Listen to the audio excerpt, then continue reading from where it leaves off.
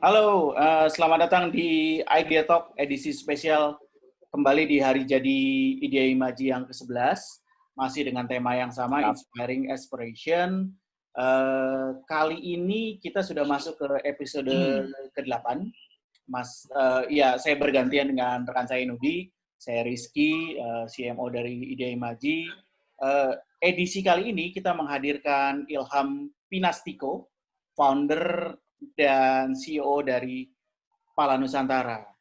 Eh, Ya, yang menarik setelah mencari berbagai informasi adalah ya Pala Nusantara ini adalah brand yang dibangun oleh Ilham sejak 2016 ya, betul ya? ya. Dan 2016 ya. 16 dan rajin sekali mengikuti berbagai ajang kompetisi bisnis di Indonesia mulai dari Wismilak Entrepreneur, Backcraft, The Big Start Blibli, Good Design Award, dan masih banyak lagi gitu. Hari ini kita Ya. bakal menggali informasi dari Ilham lebih jauh tentang Pala Nusantara dan bagaimana tentunya produknya bisa menembus pasar, termasuk kabar terbaiknya adalah berhasil menembus pasar Amerika dan Jerman. Gitu. Ya, Apa kabar, ya, ya. Ilham? Alhamdulillah sehat, Mas. Sehat ya? Gimana? Sehat juga? Sehat juga ya? Sehat, alhamdulillah, walaupun memasuki bulan ke berapa nih? 7, 8 di rumah aja gitu. Ya, makin Ya. rajin minum vitamin lah jadinya. Makin lebih peduli peduli diri lah, peduli kesehatan gitu. Gitu. Iya, Kalau betul. Pala sendiri gimana?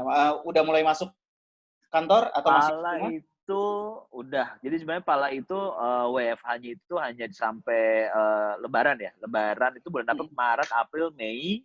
Mei ya Hmm. kalau nggak salah Lebaran ya.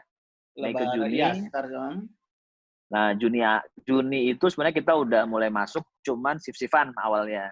oke. Jadi sif-sifan nih. Jadi mungkin cuma misalnya kita ada 10 orang, 5 orang. Hmm. Selang-seling seminggu sekali. Jadi seminggu yang 5 orang pertama, kemudian seminggu yang kedua terus selang-seling. Yang penting ada kehidupan. Tapi udah Oh. masuk ke Juli, Agustus akhirnya kita udah masuk normal, produksi udah mulai jalan normal juga, walaupun kapasitas produksi kita targetkan setengahnya ya dari target awal Oke. kita, semuanya kita Oke. potong setengah, Hmm. marketingnya juga setengah, jadi intinya kayak ngebalance keuangan lah, ngebalance keuangan Iya, kayak iya. gitu.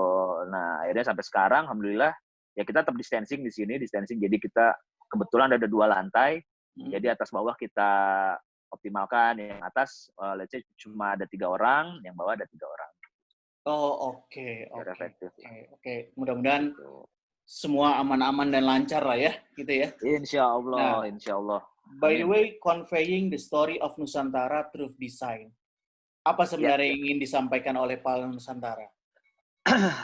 ingin disampaikan oleh Pala Nusantara. Jadi Pala itu sebenarnya sebuah media, Mas. Jadi kalau Oke. orang-orang kayak kalian ini jagonya bikin media digital gitu ya, online, Ya. menginspirasi. Nah, kebetulan karena background saya adalah desain Hmm. produk, maka saya mencoba membuat media melalui produk Oke. gitu. Jadi sebenarnya kalau kita lihat lagi behavior orang Indonesia, roots-nya itu adalah sebenarnya suka bertutur, suka ngadongeng istilahnya, Iya, Mas. iya, Jadi iya. makanya dulu kita ada perjalanan wayang, ada wayang kulit, wayang golek, terus mulai tarian-tarian itu memang karena background kita itu etnonya itu adalah bertutur kata. Nah dari situ sebenarnya saya ngelihat wayang itu adalah media untuk menyampaikan sesuatu, either itu untuk agama atau untuk politik, untuk apapun. Nah di sini Pala pun sebenarnya media yang sebenarnya sama kayak wayang, Oke. yaitu menyampaikan cerita tentang Nusantara, mitos-mitos atau budaya-budaya tentang Nusantara. Di mana di setiap artikel kita memang kita masukkan roh atau unsur-unsur DNA dari budaya kita, Hmm. supaya user atau konsumen kita itu bisa Oke. bercerita lagi tentang background atau latar belakang dari produk tersebut. Oh, Gitu, Mas. oke, oke, oke. Ini apa lo punya ketertarikan juga dengan sejarah gitu? Maksudnya Kurang lebih sih. kurang lebih gitu Kurang ya? lebih sedikit. Kurang Kurang lebih lebih sedikit gitu. seperti itu. Soalnya Ya. gini, gue sendiri belakangan lagi tiba-tiba di feed Instagram gue tuh muncul akun-akun kayak soal si Keraton Jogja, soal Kayangan Ya, Surakarta gitu ya, ya. segala macam. Ya, Termasuk kayak ya. gue baru follow akun sejarah Belanda gitu ya, yang gemar sekali memposting foto-foto raja Indonesia dari berbagai daerah gitu, yang Ya. kayak, wah ini keren banget gitu. Nah, Ya, betul. Dan hal itu tersebut yang ingin lo satukan gitu ya, ingin lo betul. Dan itu sampaikan. semuanya gini. Sebenarnya kita bicara pikir ya, jadi biar struktur berpikirnya. Jadi memang Indonesia itu banyak, kan kita lemahnya di pengarsipan. Jadi banyak banget data dan sejarah yang memang tidak dipublish di mata pelajaran gitu loh Mas. Nah, di sini sebenarnya karena saya, ya kembali lagi, saya menyukai sama sejarah yang memang mungkin tidak terungkap. Iya, Anggaplah kemarin 30 SPKI ya, iya, simpang siur nih. iya, Siapa yang benar, siapa yang... Nah, kayak gitu-gitu loh. Makanya saya iya, coba cari kebenaran dari mana. Sebenarnya pengarsipan jelas itu ada di Den Haag, di Belanda. iya, Gitu. Nah, itu pengarsipan itu tuh tentang sejarah Indonesia sebelum dari kerajaan sampai VOC masuk, sampai akhirnya kita merdeka, sampai akhirnya Orde Baru, sampai akhirnya sekarang itu ada yang mendesain itu ya seperti itu. iya, Nah, itu terlepas dari cerita sejarah tersebut, sebenarnya ada kenapa ya? Satu pertanyaan yang paling mendasar sebenarnya, kok bisa Indonesia 350 tahun dijajah? Nah, dari situlah akhirnya, sedangkan kalau Mas tahu Kerajaan Majapahit, dulu itu kita sama kayak bangsa Romawi. 3/4 dunia itu ditaklukkan oleh Majapahit. Kebayang nggak Mas? Betapa besarnya negara kita, Nusantara kita. Kenapa dulu suku kulit putih, kulit rasa hitam, kuning dan sebagainya bisa ditundukkan oleh Majapahit gitu. Nah, akhirnya kali itu interest saya dari zaman saya SMA, kuliah Oke, S1, S2 oke. itu udah tertarik di situ sebenarnya. Nah, makanya dari situ saya coba untuk gimana nih, lucu juga nih dengan keprofesian saya bisanya bikin produk. Ini saya coba sampaikan, tapi lewat produk gitu, bukan lewat digital atau media-media kayak mainstream ya. Nah, seperti itu gitu. Oh, itulah kenapa namanya pala ya, mungkin ya. Maksudnya kalau ini kita kaitkan sama sejarah, kenapa namanya pala? Ya tadi yang lo ada bilang filosofinya, betul. 350 itu. Boleh di-share kenapa sih pala? Oke. Jadi filosofi ya Mas, kita bicarakan filosofi kenapa pala dan Nusantara sebenarnya itu dua suku kata yang menjadi roots brand ini muncul. Jadi itu dua suku kata yang berbeda, di mana pala itu kita mengambil filosofi dan memang dari buah pala. Gitu. Jadi buah pala itu adalah salah satu alasan kenapa bangsa Eropa dahulu 500 tahun sebelum 500 tahun dari sekarang ya, maksudnya 1700, 1600-an datang ke Indonesia, datang ke Nusantara, itu salah satu alasannya paling besar adalah buah pala. Karena saat itu buah pala itu fungsinya adalah sebagai kulkas. Di sini kita berton-ton, berjuta-juta ton berlimpah, dan di sana tidak hidup di sana, di subtropis. Nah, karena saat itu teknologi kulkas belum ada, jadi mereka mereka datang ke Maluku, mereka datang ke timur. Mereka berjalan ke timur, dari barat ke timur, di mana mereka akhirnya menemukan sebuah pulau, ya Maluku itu, dengan kaya buah pala, yang mereka akhirnya menjajah kita, dan di sana tuh ada yang lucunya adalah mereka konflik antara Inggris dan Belanda. Jadi mereka saling bunuh-bunuhan tuh untuk memperebutkan Maluku. Nah ini sejarah ini tuh nggak pernah muncul di manapun di mata pelajaran tentang sejarah di Indonesia. Akhirnya kenapa 350 tahun itu terjadi gitu. Nah akhirnya sampai ada dealing kesepakatan ke Inggris sama Belanda, sama VOC, udah lu jangan ganggu pulau kita lagi istilahnya. Gua akan tetap nyetor ke lu, dan gua akan barter sama yang namanya Amsterdam Baru. Amsterdam Baru itu, pokoknya lu cabut, kita dengan perang di sini, lu cabut, gua akan tetap nyetor, Amsterdam baru dikasih sebuah semenanjung gitu yang sekarang menjadi New York. Kebayang nggak Mas? Iya. Betapa gila-gilanya kita sampai akhirnya di mana ada barter antara dua negara besar di Eropa. Segitunya loh pala. Nah, dari situ kita ambil filosofinya, saya ambil filosofinya bahwa buah pala itu 500 tahun lalu atau mungkin 400 tahun yang lalu itu adalah buah yang komoditi yang sangat berharga, lebih berharga daripada emas. Nah, filosofi itu saya ambil supaya bisa teraplikasikan di brand saya ini, supaya pala ini bisa worldwide, bisa go global istilahnya. Jadi saat orang ngomongin pala, semua orang langsung flashback gitu istilahnya ya. Oh, pala ini nutmeg bahasa Inggrisnya ya. Nutmeg ini itu dari Nusantara. Oh, nutmeg ini dari dari negara timur. Karena lucunya Mas, kalau misalnya Mas tahu dulu ada sampai sekarang sih masih ada cerita mitos-mitos orang timur tentang negeri yang ada hantunya, banyak monster-monsternya. Terus ada itu adalah cerita-cerita yang dibuat untuk menutupi negeri timur zaman dulu. Jadi orang-orang itu dulu nggak mau datang ke negeri timur karena mencekam, karena lewatnya cuma lewat laut kan, belum ada pesawat. Iya, betul. Gitu.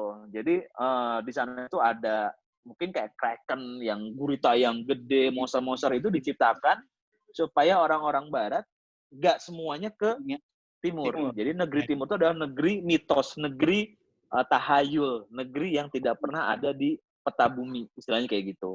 Nah, sampai sekarang masih eksis dan terus berkembang cerita-cerita itu, cerita-cerita tentang cerita dongeng anak kecilnya orang Inggris lah istilahnya gitu, orang-orang bule itu sampai tumbuh sampai sekarang karena triggernya ya ini, negeri timur ini, si pala ini. Gitu Mas ceritanya. Keren. Dan alhamdulillah Alhamdulillah. sudah mendekati seperti pala mendunia ya. Intinya. Insya Allah. Dan Nusantara itu sebenarnya adalah DNA. Di pala dan Nusantara itu adalah DNA kita, di mana yang tadi saya ceritakan sebelumnya, di satu dunia ini dunia Mas ya, yang memang punya budaya sekaya kita, se-heterogen kita, itu cuma ada di Indonesia. Gitu. Nah, negara lain tidak punya cerita-cerita itu. Tidak ada cerita-cerita itu. Kita mungkin kalah ngomongin teknologi kalah Mas. Ngomongin sesuatu yang high end gitu ya, maksudnya gadget advance itu kita kalah. Tapi kita punya dan menang sama yang namanya cerita. Nah, itu yang sebenarnya bisa kita jual sama kayak Jepang lah. Jepang itu dia mencerita tentang kulturnya, tentang budaya samurainya, tentang ninjanya. Itu mereka jual kemana-mana. Nah, kita tuh punya seperti itu, tapi kita belum bisa semuanya bergerak secara masif bersamaan menceritakan hal itu ke dunia. Sebenarnya bisa banget Mas. Cuman ya makanya mungkin saya adalah salah satu orang atau kita Pala ini adalah salah satu brand yang jadi langkah kecil lah atau penyemangat buat teman-teman di sini supaya cerita itu atau budaya itu tuh terangkat kembali ke dunia gitu. Kita tuh hanya tertidur kok, bukan hilang gitu. Tapi setelah kita udah bangkit, kita bareng-bareng, mungkin kita bisa seperti dahulu lagi. Harapannya seperti itu. Iya. Nah, gitu. Ini agak mundur sedikit gitu ya, bahwa lo adalah lulusan Magister Desain Produk ITB. S1-nya juga desain produk juga gitu ya. Iya. Berdedikasi banget lah untuk desain. Untuk desain produk dan untuk ITB ya. Desain produk ada. Nah, itu desain produknya sih sebenarnya. Sejak kapan ya lo mulai melakukan eksplorasi dengan kayu gitu? Sebelum kayu, artinya sebelum kepala Nusantara gitu ya. Sejak kapan lo mulai eksplorasi dengan kayu? Jadi eksplorasi kayu itu dari masuk seni rupa ITB sebenarnya, masuk desain. Jadi saat 2004-2005 itu kan kita ada mata kuliah bengkel sebenarnya. Nah itu jadi sebelum itu juga saya udah tertarik sama kayu sebenarnya, karena kayu itu buat saya dekat, karena di lingkungan tetangga saya itu ada tukang kayu sebenarnya. Ada tukang kayu yang ngambil lemari-lemari jati zaman dulu, terus direnov, terus dijual gitu. Jadi memang kayu itu dekat sama saya dari kecil sebenarnya. Nah sebenarnya mungkin juga bisa jadi karena tidak ada saya belum tahu material lain kali ya. Jadi kayak dari awal ya udah kayu. Nah, pertama dan masuk kuliah pun akhirnya saya bisa tahu cara motong kayu yang benar, bikin kuncian kayu seperti apa, material kayu itu mengkayukan kayu itu gimana sih gitu. Jadi makanya banyak mengkayukan kayu. Jadi kayu itu dengan seratnya, dengan karakteristik. Setiap material pasti punya karakteristik, Mas. Jadi kita sebagai desainer bagaimana memanfaatkan itu. Tidak mungkin bambu yang lentur, istilahnya gitu ya Mas ya. Bambu yang lentur kita bikin blok gitu. Itu artinya lu maksain karakter bambu tuh dihilangin. Nah, itu kita desainer tuh ya nggak, istilahnya kalau di dunia kita, dunia desainer kayak lu kurang mengeksplor, lu haram lah untuk hal-hal semacam itu gitu. Nah, kayu pun sebenarnya punya sifat dan karakternya masing-masing. Nah, ada jenis kayak maple, ebony, sonokeling, ulin dan sebagainya punya karakter masing-masing. Tapi yang paling jelas karakter itu adalah karakter serat kayu itu dia atau ulir kayu itu yang menjelaskan betapa eksotisnya dan harganya tuh mahal. Itu karena ulirnya, karena seratnya gitu. Nah, banyak orang yang melihat kayu itu kan bentuknya blok ya, maksudnya bold dan masif gitu ya. Jadi memang dia banyak sekali, misalnya kalau Mas lihat yang paling simpel selalu dilakukan oleh orang kita adalah bermain paku. Paku dempul. Which is itu sebenarnya haram kalau buat kita gitu loh. Karena kayu itu sistemnya kita bisa pakai sambungan tenon, sayap burung merpati dan sebagainya yang which is itu memang cukup presisi dan butuh keahlian yang tinggi sebenarnya. Gitu. Tapi ngomongin instan ya pakai paku. Sebenarnya ada cara yang lebih tidak seprimitif itu, yaitu pakai dowel. Jadi paku kayak jadi kayak dipasak gitu. Jadi ada paku segede itu dipasak, tok dia rapet sama kayunya, langsung diamplas kayak gitu. Nah, itu cara-cara yang memang mungkin lebih mengkayukan kayu yang saya bilang. Gitu. Nah, itu hanya bisa dikuasai memang oleh orang atau desainer yang pernah masuk ke dalam lingkup perbengkelan. Gitu. Oke. Nah, dari itu udah lama sih, Mas. Betul, artinya ya dari kayu sebenarnya kan lo sangat memungkinkan untuk meng-create berbagai macam produk gitu ya. Ya, nah, betul. Kenapa akhirnya yang dipilih jam tangan kayu, yang maksudnya ketika kalau gue baca dari profil lo juga sebelumnya sempat tergabung di sebuah brand serupa gitu ya, brand serupa dengan produk yang sama. Kenapa akhirnya dari berbagai macam opsi yang dari kayu, ya tadi lo bilang gitu, sangat bisa juga. Kenapa akhirnya memilih bereksplorasi dengan si jam tangan ini? Jam tangan. Jadi saya kebetulan suka sama beberapa model jam tangan Jepang nih. Anggaplah G-Shock gitu. G-Shock itu saya ada punya kedekatan emosional cukup dari SMP itu saya udah koleksi G-Shock yang warna-warni itu. Jadi intinya mah saya udah suka sama jam lah, intinya gitu. Dari SMP ya. Nah, itu satu sebenarnya. Jadi unconscious saya saat kita ngomongin kayu dan ada jam ya tinggal dikawinin, intinya gitu. Cuman memang saat itu kenapa akhirnya saya mencoba meriset bagaimana jam tangan itu bisa diciptakan oleh dibuat dari kayu. Itu ada peluang bisnis sebenarnya. Jadi memang saat tahun 2010 kita flashback ya 10 tahun yang lalu, lulusan desainer produk atau teman-teman saya desain produk ini, itu ada isu yang sangat cukup gencar lah saat itu. Lulusan desainer produk tapi bikinnya mebel. Jadi banyak teman saya yang jago dan dia jago-jago, dia keren-keren di karirnya sampai sekarang. Dia punya perusahaan-perusahaan besar dan jagonya bikin mebel. Bikin sesuatu yang masif. Wah, meja, kursinya ya lu bisa lihat lah di pameran-pameran hype di Jakarta, itu mebel-mebel dari harganya 1 juta sampai puluhan juta, sampai ratusan juta, itu dibeli sama orang Indonesia dan itu ada loh gitu.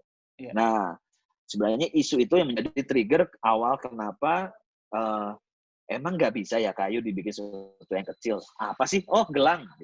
Nah, gelang mah ya pakai mesin bubut aja gampang gitu. Maksudnya sesuatu yang sangat simple gitu. Anting, anting. Saat itu saya nggak punya ketertarikan sama atribut fashion cewek yang literally cewek gitu ya. Cuma bikin anting, gelang atau karena saat kita ngomongin aksesoris identik sama itu. Ya udah di situ ada peluang. Oke, kita coba lihat jam tangan. Ternyata jam tangan di Indonesia saat itu dari kayu belum ada. Masih belum ada, masih blue ocean. Okay. Dan di Amerika kalau search di Google, Pinterest masih belum hype saat 2010 ya. Instagram masih belum hype. Kita masih main ini aduh lupa namanya. Pokoknya untuk mencari data itu masih dikit lah. Tapi kita udah bisa search engine udah bisa. Google udah bisa. Nah, terus temu ada satu merek namanya WeWood. WeWood itu adalah jam tangan kayu pertama di dunia. WeWood ini tuh pertama di dunia dan itu artikelnya masih sedikit banget dan itu made in USA. Nah, akhirnya kita lihat wajar udah ada jam tangan kayu kan akhirnya gitu kan. Oke, kita bikin, kita order, kita coba bawa ke Indonesia nih. Import lah. Cus. Buka, datang, saya lihat, oh ternyata progress. Ternyata bentuknya seperti ini. Ternyata partnya seperti ini. Kan diklasifikasikan kan sama saya. Dibagi-bagi. Ternyata bentuknya tidak serumit itu. Cara produksinya tidak serumit itu. Gitu loh.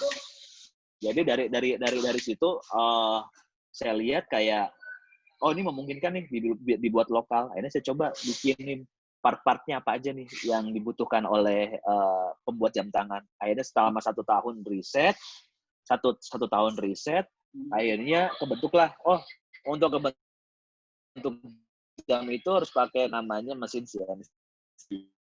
CNC saat itu juga masih murah banget karena peminatnya masih dikit banget. Kemudian, butuh ini, butuh komponen ini. Udah, akhirnya saya bikin, saya rangkum, alhamdulillah jadi jam pertama kayu dari Indonesia. Nah, jadi kita jalan. 2011. 2011 ke 2012. Gitu. Itu udah mulai naik. Akhirnya ngelihat pasarnya ternyata masih blue ocean. Itu saya enak jidat saat itu. Itu cuan banget, Mas. Cuan. Emang saya enak jidat tuh karena kita pionir ya. Blue Ocean, nggak ada kompetitor. Kita bawa ke satu pameran di Bright Spot di Jakarta, 2012. Bawa 100, PO 100. Gitu. Wah, kan amazing kan? Kita cuma bawa 100 dan PO-nya 100 dan itu harganya 980.000, Mas. 980.000 di tahun 2012. Lu bayang nggak, Mas? Jadi kayak iya. Wow, gokil, bro gitu. Ya udah yuk, ini mau kita seriusin. Udah dari situ akhirnya memutuskan S2 pun saya ngambil Magister untuk spesialis ke jam tangan. Karena saya pikir jam tangan itu sudah bukan sebagai utility function lagi. Jadi kayak udah bukan sebagai hanya penunjuk waktu. Nah, di handphone udah ada kok, jam dinding ada, laptop sudah ada semuanya gitu. Jadi ternyata saya belajar lebih dalam tentang psikologi desain, lebih ke psikologi desain. Kenapa bentuknya jam tangan fosil seperti itu? Kenapa kok G-Shock seperti itu, Casio seperti itu? Jadi semua jam tangan global dari yang high end sampai yang street urban gitu ya. Saya coba klasifikasikan kenapa orang memilih itu intinya gitu. Akhirnya dari situ saya dapat sebuah rumusan atau racikan. Ya udah, saya lanjutin itu spesialisasi saya di jam tangan. 2015 kepleset, 2016 saya ngeriset lagi. Saya mulai riset lagi karena saya udah punya kitab saya itu tadi saya bilang. Jadi user experience saat 2016 itu saya udah bilang udah belajar tentang user experience bukan hanya interface tapi kayak maksudnya kayak lu beli barang, kayak lu buka iPhone atau iPad atau apapun, lu pasti punya sensasi experience lu saat lu membuka itu dengan clean, digesek, nah itu kan masuk ke produk packaging. Nah, karena gue belajar itu S2-nya dan masuk ke psikologi desain ya, user experience itu, akhirnya saya coba aplikasikan di brand ini. Jadi semua keilmuan itu akhirnya semakin padat lah itu seiring dengan berjalannya waktu. Ya dari situ saya mulai merasakan, wah ini pede nih, gitu. Wah ini Hmm. pede nih gue bisa bikin brand lagi nih yang serupa. Dan lucunya, ini saya agak kepanjangan ceritanya, tapi Nggak apa-apa, nggak apa-apa. biar clear gitu loh. Jadi Ya. kayak, ya, jadi ngelihat pasarnya berarti udah 7 tahun dari tahun 2010, 2011, 6 tahun ya sampai 2017. Saya ngelihat ini udah mulai banyak jam-jam kayu lainnya nih. Oke. Tapi jam tangan kayu lainnya ini itu bukan brand menurut saya, Mas. Tapi jatuhnya dia adalah vendor. Sorry ya saya bilang atau UKM yang ada di daerah-daerah yang menduplikasi desain jam tangan saya sebelumnya. Oh, oke. Gitu. Jadi karena udah lebih existing kan. Jadi brand saya sebelumnya itu dia babat alas. Tugasnya dia adalah mengedukasi pasar sama pertanyaan-pertanyaan orang, lumutan enggak, rayap enggak, kuat tahan air enggak. Jadi orang setelah 7 tahun itu sudah teredukasi, udah teredukasi dan mereka udah purchase, sudah mau nih.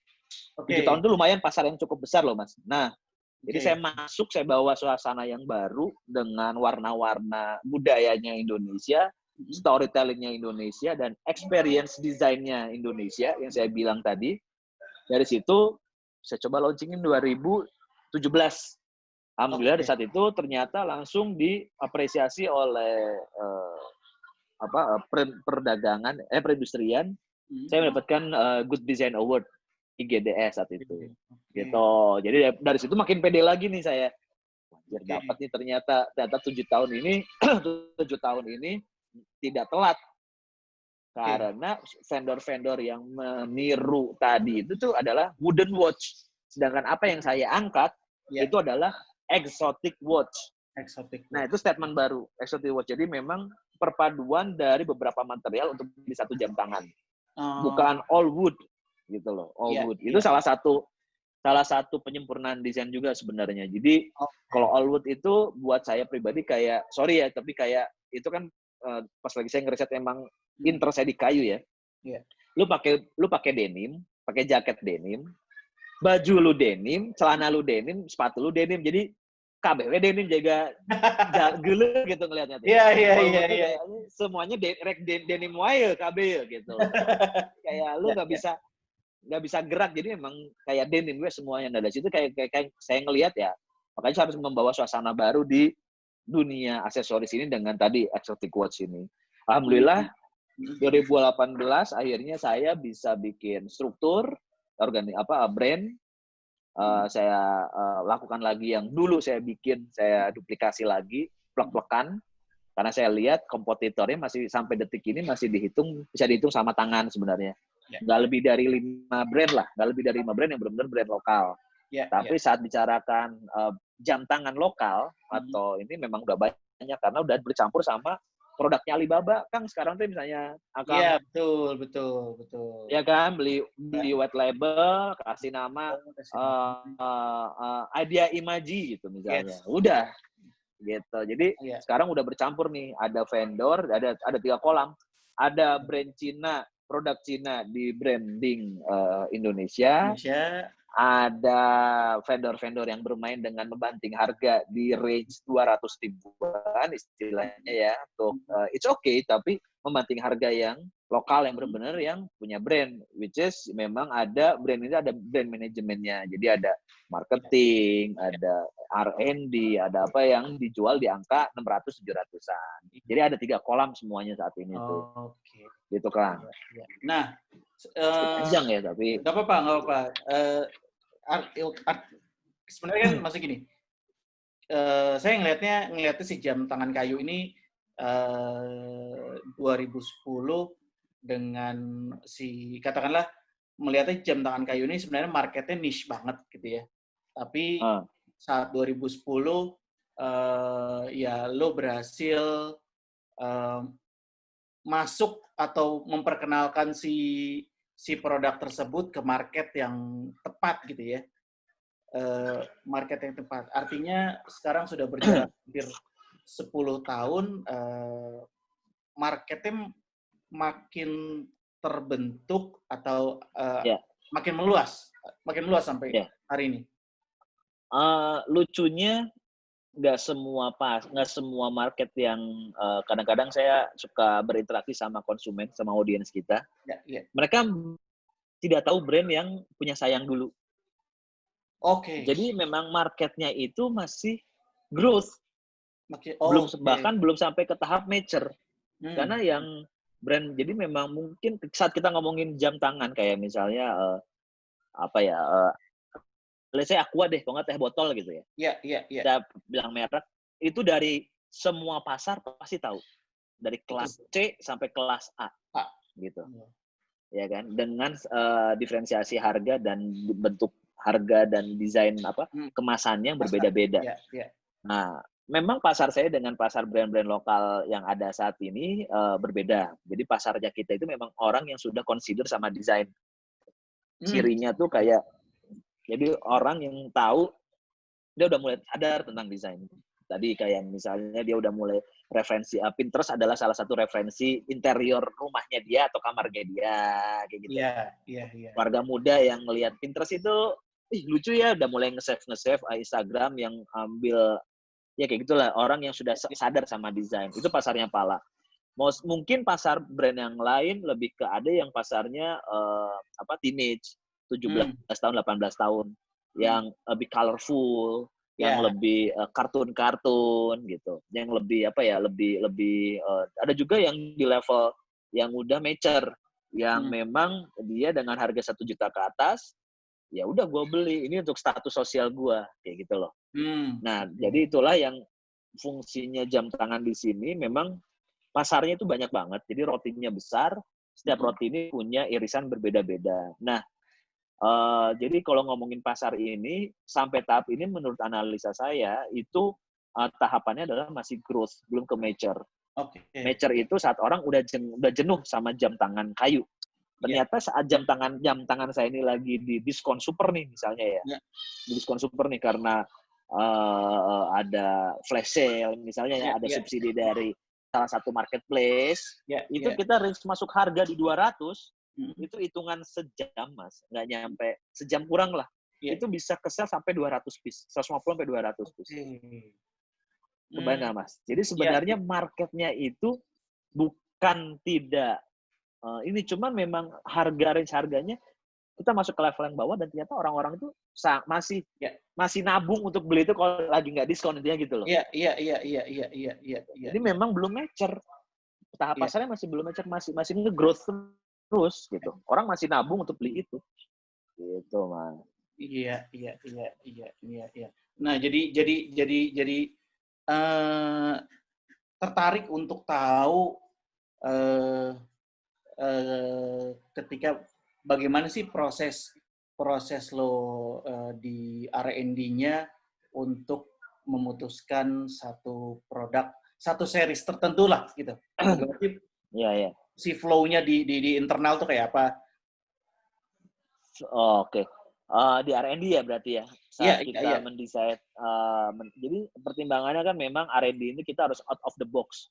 Kalau perlu nggak perlu ada box deh, ngawur sekalian gitu kan. Kalau R&D kan gitu. Gitu. Tapi memang yang menjadi pembatas kita adalah marketing biasanya. Batasan R&D itu adalah orang marketing, dan yang kedua adalah produksi.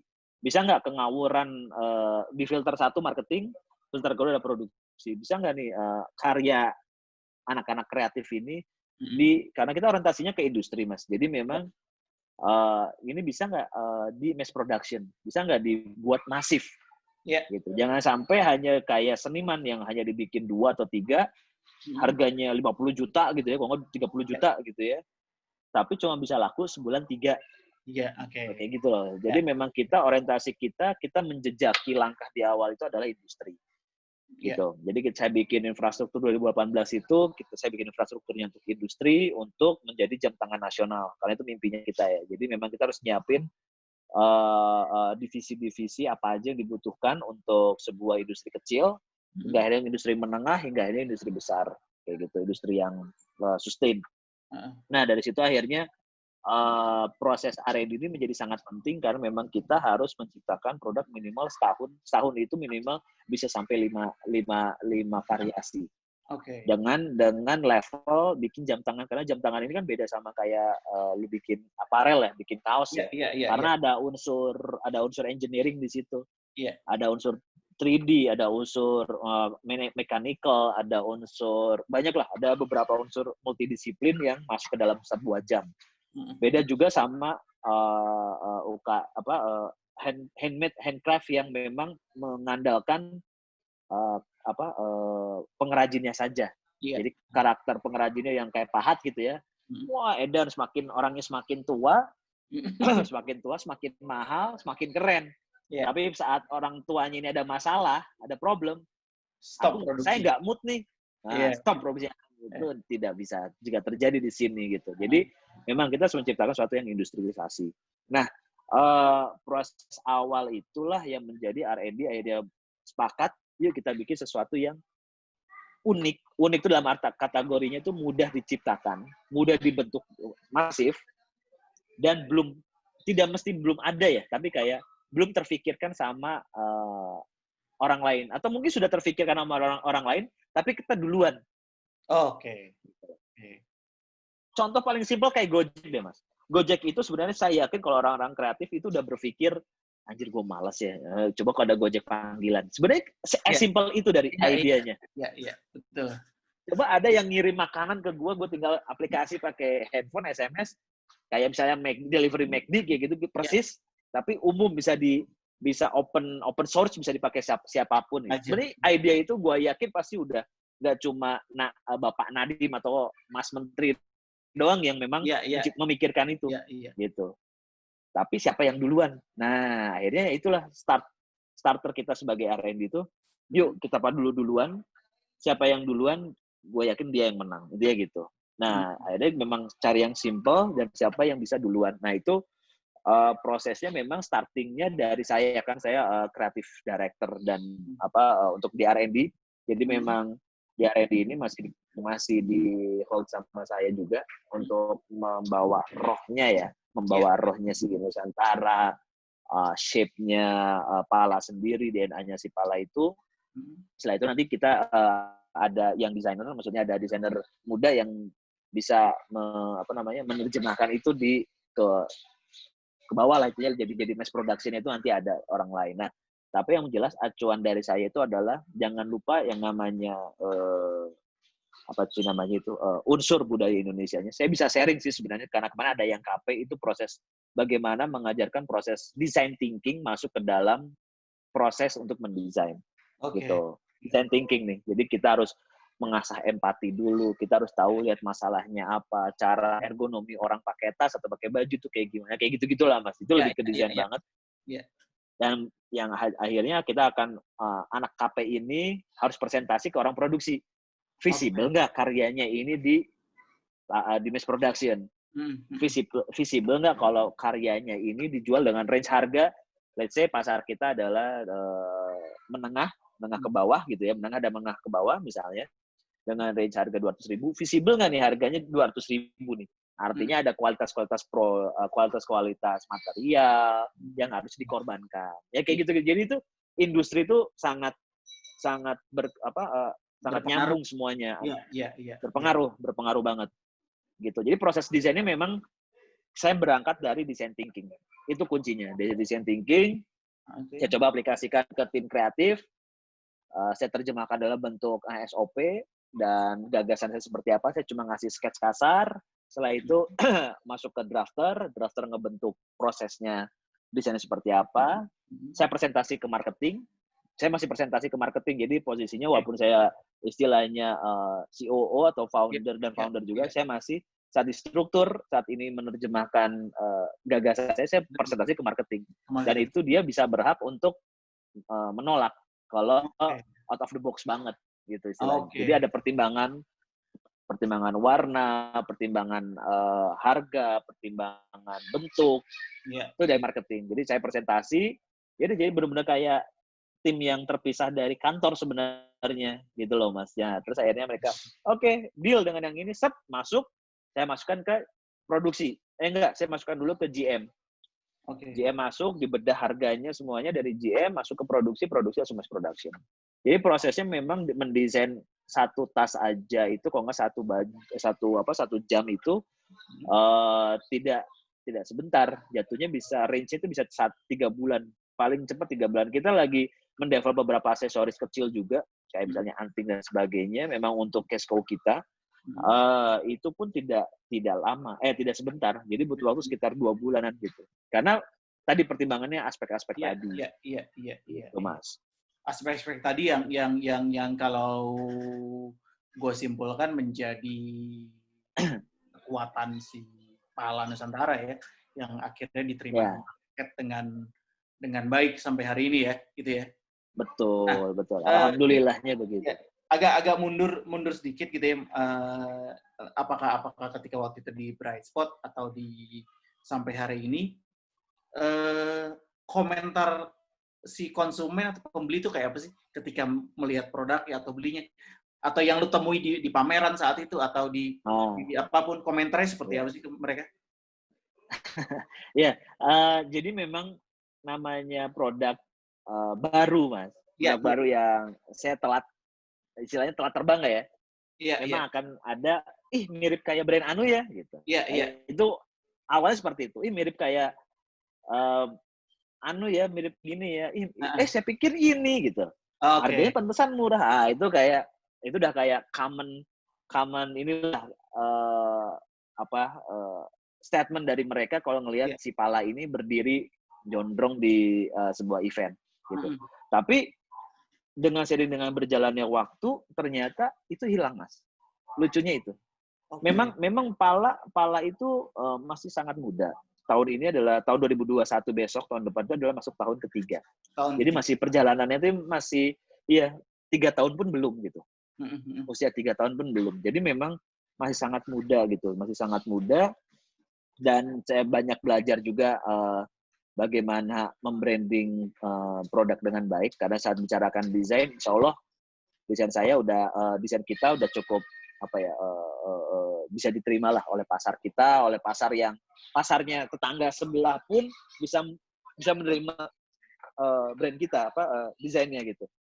Jadi memang proses belajar untuk kandel banget istilahnya, dan kita kandel banget, dan kita harus menjelaskan juga sebenarnya.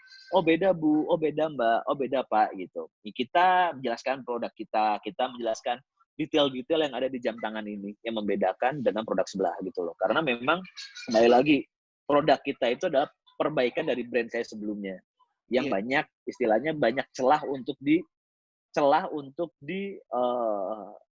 di bahasa desainnya celah untuk dihajar gitu loh intinya gitu. Kenapa kok ada ini, kenapa ada ini, kenapa ada ini, kenapa ada ini. Itu banyak banget celah yang dihajar oleh yang saya perbaiki di sini, yang lebih penyempurna lah, lebih perfect lah. Iya. Gitu. Iya. Oke. Sebelumnya mungkin gue akan membuka mempersilahkan teman-teman yang sudah join gitu ya, yang ingin juga melontarkan pertanyaan ke Mas Ilham. Silahkan membubuhkan pertanyaan di kolom pertanyaan di Zoom, sebutkan nama dan lain-lainnya, nanti akan kita bacakan gitu ya. Nah, monggo dipersilahkan tuh. Oke, nah ini ya tadi sangat terlihat banget bahwa lo beneran memikirkan si Pala Nusantara ini menjadi sesuatu yang memang nggak ya, satu penyempurnaan, nggak main-main, dan lo beneran tahu marketnya mau kemana dan lain-lain gitu ya. Sampai hari ini udah ada berapa produk sih? Artikel kita itu udah 11 ya? 11 macam ya. 11 macam. Kalau variasi desainnya cuma baru ada 6. 6. Ada 6 variasi desainnya, ada 6. Tapi di setiap satu desain itu punya 3 variasi artikel, 3 variasi cerita yang berbeda. Oke. Jadi misalnya desain yang ini, misalnya desain yang ini, ada bentuk desainnya persis kayak gini, dengan warna berbeda, beda cerita. Gitu. Dan setiap produk ini sebenarnya memiliki pasar yang berbeda. Jadi pasar yang menyukai warna coklat ini karakternya cenderung ya lu coklat kayak tanah gitu yang tenang. Ada yang warnanya merah, itu dia karakternya orang yang pengen ditanya, yang pengen cari perhatian kayak gitu-gitu. Jadi memang dari setiap artikel itu dengan warnanya dan cerita yang kita bawa di caption kita di media sosial kita itu secara tidak langsung mensublimasi, menggiring opini pasar untuk seperti itu sesuai dengan yang kita harapkan gitu. Tapi kita harus konsisten gitu. Itu masuk ke branding sih sebenarnya, Mas. Jadi kita harus konsisten kayak gitu terus. Lama-kelamaan yang memang membeli produk kita dengan warna-warna berbeda ini ya tipikalnya seperti itu. Gitu. Ya, ini mungkin beberapa pertanyaan terakhir gitu ya, Mas Ilham. Jadi dari beberapa informasi yang gue dapatkan gitu, lo rajin membawa si Pala Nusantara ini ke berbagai kompetisi bisnis gitu ya. Fourth place di Blibli Big Star Competition, First Gold Jabar Inovasi Award, kemudian termasuk 10 desainer terbaik Backcraft gitu ya, dan masih banyak lagi. Apa alasannya sebenarnya lo membawa si Pala Nusantara ini ke berbagai kompetisi? Ya. Jadi mungkin saya baru menyadari setelah ini ya kali Mas ya. Karena sebenarnya itu hoki-hokian juga sih Mas. Maksudnya beruntung aja kalau saya bisa ada di titik itu sebenarnya. Beruntung. Cuman kalau kita jembrengin gitu ya, sebenarnya keberuntungan itu kembali lagi pasti ada. Buat saya pribadi sebenarnya beruntung itu adalah simplify dari kata lu sudah berupaya seedan mungkin, akhirnya ikhtiarnya hasilnya adalah itu gitu. Tapi kalau saya lihat pas dari beruntung ya Mas ya, maksudnya memang part of dari branding aja. Karena saya cuma punya kayuhan pertama saya itu adalah visi saya menjadi jam tangan nasional, Mas. Semuanya saya berangkat dari itu. Jadi visi ini memang ternyata menjadi satu hal yang sangat penting untuk sebuah brand. Gitu. Jadi memang karena saya cuma berangkat dari visi saya itu, dan saat itu kita nggak punya kapasitas finansial yang bagus. Maksudnya dalam artian brand sebelah mah udah jalan dari 7 tahun yang lalu, bro, gitu kan. Yang lainnya udah punya save money yang gede-gede nih, mau ngebakar ads ratusan juta juga sanggup gitu loh. Sudah punya keleluasaan marketing budget gitu ya? Udah punya. Sedangkan kita teh naon gitu, baru setahun aja belum saat itu gitu loh. Jadi kayak saya lihat kayak ya udah yang saya bisa sebenarnya karena keterbatasan itu, ya udah yang saya bisa sekarang cuma kembali lagi kandel banget. Hajar gitu, ikut kompetisi. Nggak tahu saya juga menang atau enggak sebenarnya kayak gitu. Jadi cuma benar-benar bawa badan sama bawa ilmu aja gitu. Dan itu ya lo manfaatkan menjadi sebuah kendaraan branding dari si Pala Nusantara sebenarnya. Ya, lo memanfaatkan berbagai kompetisi gitu. Betul, dan ternyata secara nggak langsung kan kalau sebuah lomba itu pasti ada media yang meliput, satu. Kedua, nama baik misalnya dengan pasti bersentuhan sama juri-juri yang lebih senior atau orang-orang yang lebih senior. Dua, ketiga, sebenarnya banyak benefitnya tuh banyak banget. Yang ketiga adalah membuka relasi, Mas. Jadi saya tuh banyak ketemu sama teman-teman yang sampai akhirnya sekarang menjadi mitra saya, partner kolaborasi gitu. Karena ketemu di kompetisi yang tadinya di kompetisi ini ya, kompetisinya tadinya senggol-senggolan gitu, ternyata pas udah beres teh jadi kolaborasi akhirnya. Itu banyak juga kayak gitu. Jadi kayak sampai sekarang masih silaturahmi sama yang Wismilak tuh 2017 ya. Itu sampai sekarang masih ngobrol, masih ngopi bareng, masih sharing bisnisnya gimana dan marketingnya gimana nih supaya kita bisa nembus di achieve revenue kita segini. Jadi memang dengan kompetisi itu ternyata banyak keuntungan yang kita dapat. Dan yang terakhir, yang keempat adalah yaitu modal gitu. Jadi memang ternyata ikut kompetisi itu tidak seburuk yang orang bayangkan kok gitu. Tidak seburuk orang takutkan kok. Fun aja sebenarnya gitu. Oke. Iya, iya, iya, iya. Gitu. Karena mungkin basicnya gini ya Kang ya, mungkin basicnya karena kalau menurut saya pribadi, karena ini passion saya mah, jadi Iya, kayak kalau orang menggunakan passion nggak ada tuntutan, mungkin mau ada tantangan pun diajarnya gitu, lebih lebih ke arah gitu loh Kang. iya, iya, Nggak iya, passion atau Kang ya gitu, kayak lebih kayak ya simpelnya mah kayak gitu kayak wah ini mah cuma kayak tantangan aja, dan passion saya memang di sini bertahun-tahun itu Kang, 9 tahun saya di iya. kuliah di desain, kemudian saya udah 5 tahun di dunia kreatif juga. Jadi memang memang passion saya ini Mhm. goes we terus mau Iya. nanjaknya ngejebret kayak gimana, geus we goes gitu. Nanti juga pasti ada turun, intinya gitu loh Iya, Kang. iya, Nanti juga iya. pasti aya angin semeliwir gitu. Heeh, heeh, heeh. Iya, Gitu. iya, iya. Oke, oke, oke. Nah, mungkin ini jadi pertanyaan penutup untuk sesi Idea Talk hari ini gitu ya. Eh Yes. apa ya? Ya, ya, artinya lo ada ini nggak ada tips gitu ya untuk mereka yang kan karena selalu gini ketika orang-orang ingin membuat sesuatu selalu terkadang gue selalu menemukan kalimat hayu kita bikin yang beda yuk gitu ya selalu Oh, ayo kita bikin yang beda yuk atau iya. ya dimulai dengan kalimat itu lah Iya, seperti itu iya.